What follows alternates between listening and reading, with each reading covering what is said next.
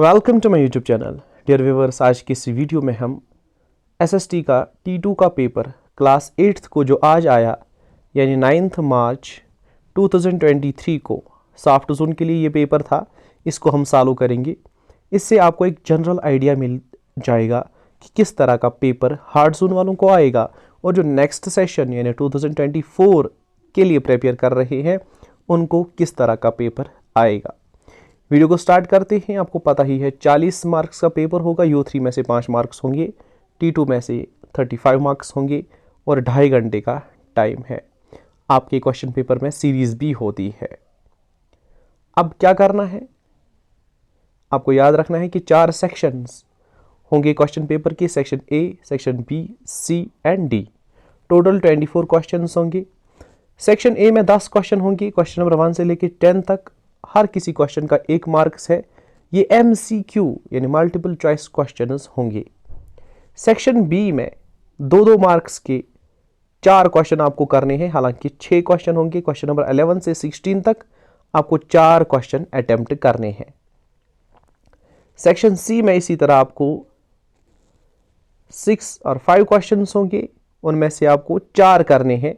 3-3 marks के ये question होंगे। फिर सेक्शन D में आपको 2 क्वेश्चन होंगे, लॉन्ग आंसर टाइप क्वेश्चंस। दोनों का R होगा। क्वेश्चन नंबर 23 का भी R होगा, 24 का भी R होगा। तो इन दोनों के 5-5 मार्क्स हैं, हो गए 10 मार्क्स। इस तरह 40 मार्क्स का पेपर कंप्लीट हुआ। सेक्शन A की बात करते हैं। सेक्शन A में पहला question multiple choice question. Dash was the president of the constituent assembly. Constituent assembly का कौन प्रेसिडेंट था? डॉक्टर राजेंद्र प्रसाद। B.R. अम्बेडकर जो था वो ड्राफ्टिंग कमेटी का चेयरमैन था। तो यहाँ पे सही आंसर जो है क्वेश्चन नंबर 1 का, यह है doctor Rajendra Prasad. Question number 2, papier mache is a craft using dash to form beautiful articles. Papier mache craft जो है उसमें हम ब्यूटीफुल आर्टिकल्स बनाते हैं, लेकिन मटेरियल क्या यूज होता है? पेपर यूज होता है। यहाँ पे question number 3, the quality or condition of responding to certain social stimuli in a sensitive manner is called। आप एक सेंसिटिव मैनर में सोशल स्टिमुलाई को, समाज में कुछ होता है उसको एक अच्छे तरीके से सेंसिटिव मैनर से रिस्पॉन्ड करते हो, इसको हम क्या कहते हैं? इस रिस्पॉन्स को हम कहते हैं सेंसिटाइजेशन। तो इससे आइडिया मिलता है जो टर्म के चैप्टर के लास्ट पे जो टर्म्स होती है वो भी या तो डेफिनेशन उनकी आ सकती है या शॉर्ट आंसर आ सकता है या फिर वो ऑब्जेक्टिव टाइप क्वेश्चन में भी आ सकते हैं। ये वाली टर्म जो है, ये सेंसिटाइजेशन, ये सिविक्स का जो लास्ट चैप्टर है उसी में चैप्टर के एंड पे जो टर्म्स हैं उसी में ये टर्म है। सेंसिटाइजेशन भी है, वहाँ पे मार्जिनलाइजेशन भी है, बुलिंग भी है। अगर सेंसिटाइजेशन आया, हो सकता है नेक्स्ट टाइम बुलिंग आए या मार्जिनलाइजेशन आए या डिप्राइवेशन आए, तो वो टर्म्स अच्छे से पढ़ लो कि आप। यहाँ पे इसका आंसर क्या है? सेंसिटाइजेशन। नेक्स्ट क्वेश्चन है क्वेश्चन नंबर 4, इन अक्टूबर 1952 यहाँ नहीं आएगा, Potti Sriramulu went on hunger strike demanding the formation of. आपको पता ही है पोटी श्रीरामुल्ला जो है वो हंगर स्ट्राइक पे चला गया। वो क्या डिमांड कर रहा था? वो separate state of Andhra demand कर रहा था फॉर तमिल स्पीकिंग पीपल। तो इसका आंसर है C, that is Andhra. Next question, in Japan life expectancy is very high because of. Life expectancy Japan में बहुत ज्यादा हाई है, क्यों? क्योंकि वहां पे लो डेथ रेट्स होती है। ठीक है, लो डेथ रेट्स इसका सही आंसर है। Next question, when Jammu and Kashmir industries limited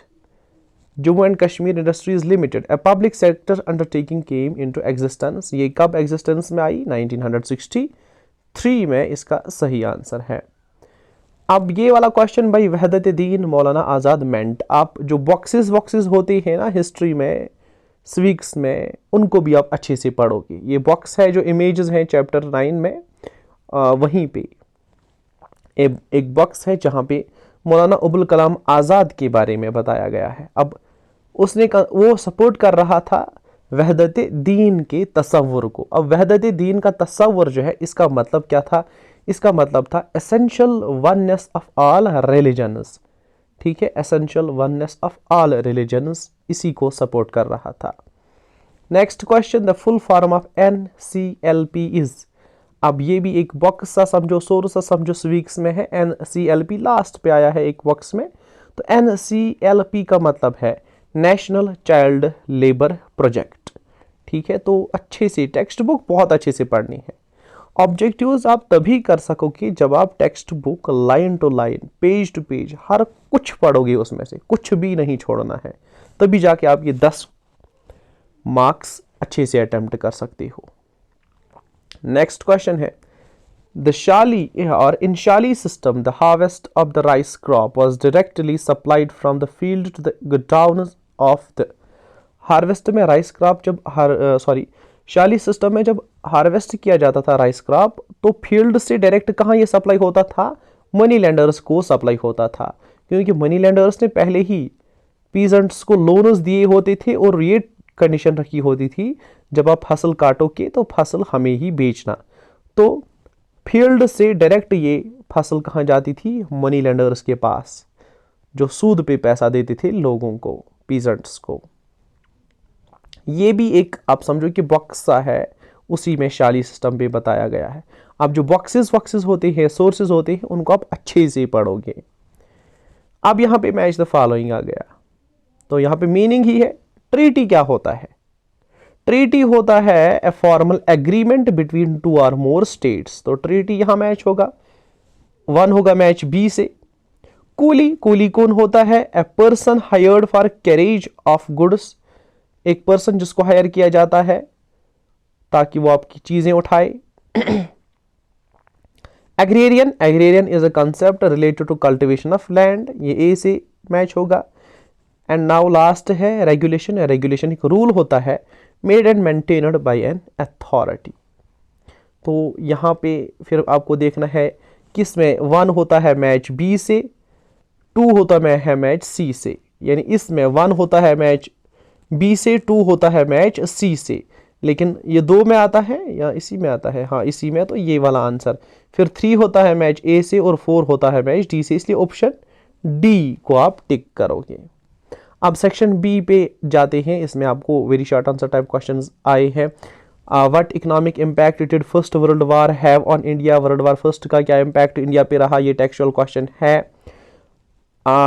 had you been involved in Indian national movement, what would have been your preferred method of struggle. तो ये एक क्रिएटिव क्वेश्चन है, ये आप खुद लिखना, कहीं से नहीं निकलेगा, ना नेट से निकलेगा, ना ये टेक्स्ट बुक से निकलेगा, ना नोटबुक से निकलेगा, बल्कि आपको खुद सोच समझ के लिखना है। अगर आप इंडियन नेशनल मूवमेंट में होते, जब इंडिया आज़ादी के लिए लड़ रहा था, तब आप कौन सा मेथड इस्तेमाल करते? लड़ाई का, स्ट्रगल का क्या मेथड यूज़ करते? वायलेंट मेथड यूज़ करते, नॉन वायलेंट मेथड यूज़ करते, और कोई मेथड यूज़ करते? तो आपको लिखना है थोड़ा सा, line 2-3। Question number 13, in your opinion what did B R Ambedkar want to achieve through temple entry movement. ये टेक्सचुअल क्वेश्चन ही है, उसी में से आप ये लिख सकते हो। टेंपल एंट्री मूवमेंट से क्या अचीव करना चाहता था बी आर अम्बेडकर, क्या दिखाना चाहता था? Question number 14, do you think some people feel socially excluded, justify your view. तो ये भी जो है ये टेक्सचुअल क्वेश्चन है, क्या आपको लगता है कि कुछ लोग सोशली एक्सक्लूडेड होते हैं? अपनी व्यू को, अपने व्यू पॉइंट को जस्टिफाई कीजिए, सपोर्ट कीजिए।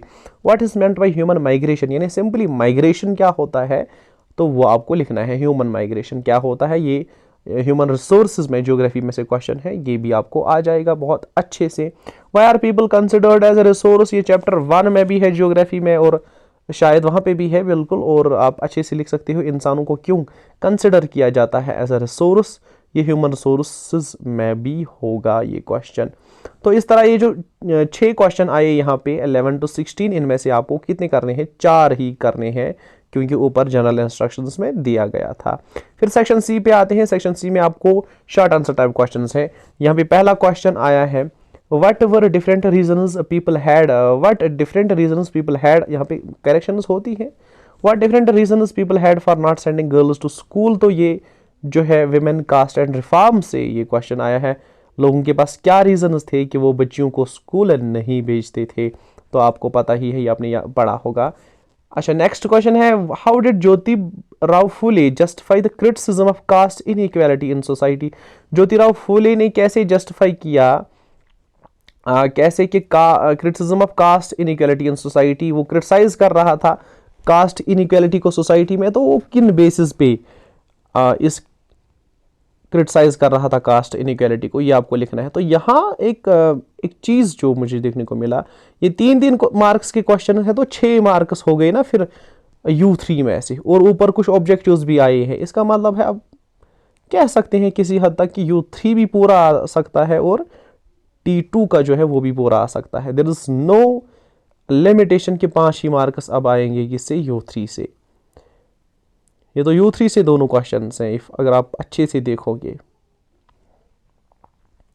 नेक्स्ट क्वेश्चन है हमारा यहाँ, give 2 arguments against the reservation of seats and jobs to Adivasis. ये टेक्सचुअल क्वेश्चन नहीं है, बट हाँ आपको सोच समझ के लिखना है, खुद क्रिएट करना है कि आदिवासीज को सीट, जॉब्स और सीट्स में रिजर्वेशन मिली है, उनके लिए रिजर्व्ड सीट्स होती हैं।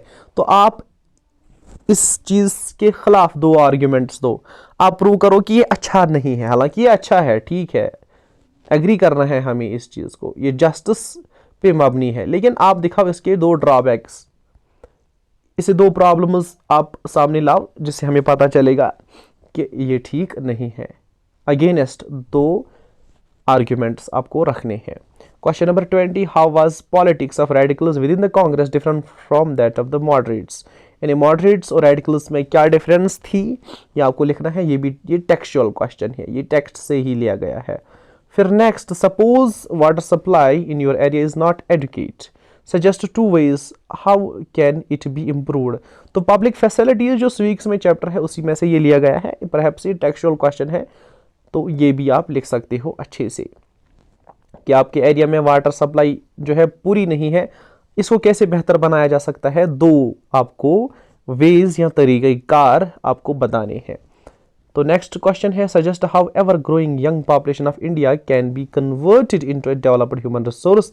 ये एक क्रिएटिव क्वेश्चन है जो आपको खुद लिखना है, वैल्यू बेस्ड क्वेश्चन है। ये ऐसा क्वेश्चन नहीं है जो टेक्स्ट बुक से आप याद करके आओगे। हिंदुस्तान में growing population of young people बहुत है, बहुत लोग यंग हैं और उनकी पॉपुलेशन ग्रो हो रही है। अब इस रिसोर्स को कैसे डेवलप किया जा सकता है, बेहतर बनाया जा सकता है, कैसे फ़ायदा पहुंचाया जा सकता है इसकी वजह से। तो आप क्या करो, आपको सजेशंस देनी है। आप क्या सजेशंस दोगे, स्किल इन्हें प्रोवाइड करना है, ट्रेनिंग प्रोवाइड करनी है, एजुकेशन प्रोवाइड करनी है, बाकी चीज़ें। तो ये आप यहाँ पे सपोर्ट में ये चीज़ें लिख सकते हो, सजेशंस लिख सकते हो। फिर सेक्शन डी है हमारा। सेक्शन डी में लॉन्ग आंसर टाइप क्वेश्चंस 2 हैं और दोनों में आपको चॉइसेस मिलेंगी। ये वाला question, discuss some of the major post independence developments that occurred in Jammu and Kashmir. तो ये लास्ट हिस्ट्री के लास्ट चैप्टर से टेक्सचुअल क्वेश्चन है, ये तो आपको अच्छे से आएगा। नेक्स्ट इसका आर जो है, how was the economic development of India visualised in the early years after independence और अर्ली डिकेड्स आफ्टर इंडिपेंडेंस। ये जो है चैप्टर 10 से टेक्सचुअल क्वेश्चन है, ये भी आप अच्छे से लिख सकोगे। हिस्ट्री के चैप्टर 10 से ये क्वेश्चन है। नेक्स्ट जो है क्वेश्चन नंबर 24, क्वेश्चन नंबर 24 है, how was environment treated earlier. Environment को कैसे ट्रीट किया जाता था पहले। What has been the change in perception, explain. अब कौन सी चेंज है परसेप्शन में, अब कैसे ट्रीट किया जाता है, समझा जाता है एनवायरनमेंट को, यही एक्सप्लेन करना है। ये भी आपको एक चैप्टर से शायद, हाँ सिविक्स के एक चैप्टर से टेक्सचुअल क्वेश्चन है D2 में से, तो ये भी आप लिख सकते हो अच्छे से। अब यहाँ पे मैप बेस्ड क्वेश्चन है। अब आपको क्या करना है, ये एरियाज जो है लो पॉपुलेशन कंसंट्रेशन के एरियाज हैं, आपको आउटलाइन मैप ऑफ वर्ल्ड पे ये क्या करने हैं, मार्क करने हैं।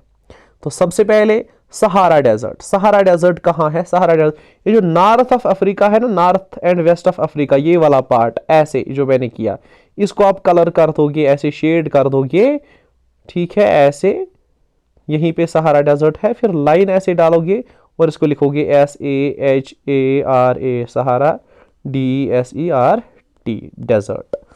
फिर पोलर रीजन्स ऑफ कनाडा। तो कनाडा के पोलर रीजन्स जो हैं ये है, यहाँ पे आप क्या करोगे, इसको ऐसे हाईलाइट करके फिर लिखोगे पोलर रीजन्स। पोल जो कि नॉर्थ पोल की तरफ है और ये कनाडा है, तो इसको आप क्या करोगे, पोलर रीजन्स ऑफ कनाडा।